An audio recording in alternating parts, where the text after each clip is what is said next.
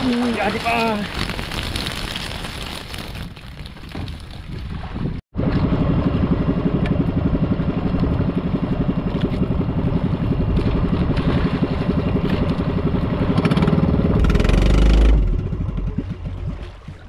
Yung tinamaan ng mga pade, tinamaan ang lubid sa inariyata na 5 kilos na tingga.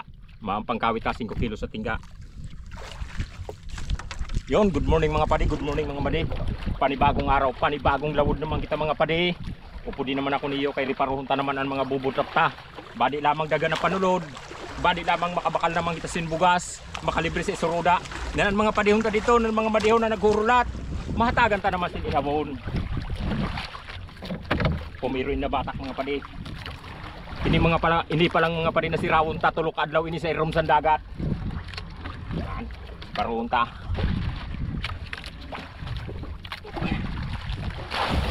Ang pumiro mga padi ho. May sulat ang hiwa ho. Yun mga padi ho, may sulat kaya medyo maluya sa lodo. Matapos na to mga padi makuha sulod, silhigan ta para piring malinig.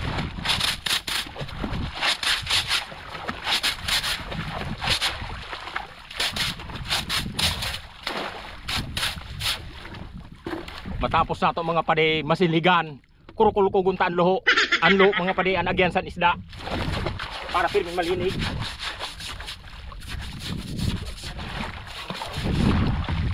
Mauragon pa talaga ini pangkulkog ni Padi Ariel.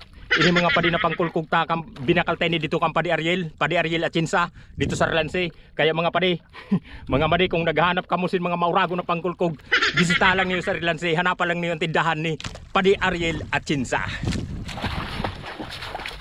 Siyempre mga pade, matapos nato makuha ang sulod ng mga isda kasag, yan masilhigan, yan makulkog, ang loho, ang agyan sa isda, ariya tagyapon.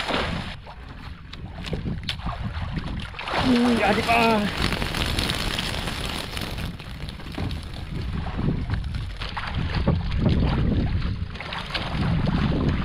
Jadi pa.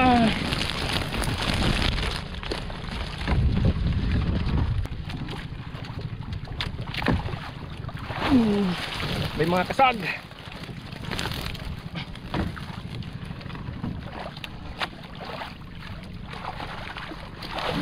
Mag-awat pa. Yun, tapos na kita magsiraw mga pade. Sa nasa 20 piraso na bubutrap. Yadin dakop ta mga pade ho. Oh, yadi mga pade. Yun. Yadi pa. Yadi pa pangatag ta sa mga padihon tanan madihon. Yun, sigurado ng pangbugas na mga pade ng pangsuda.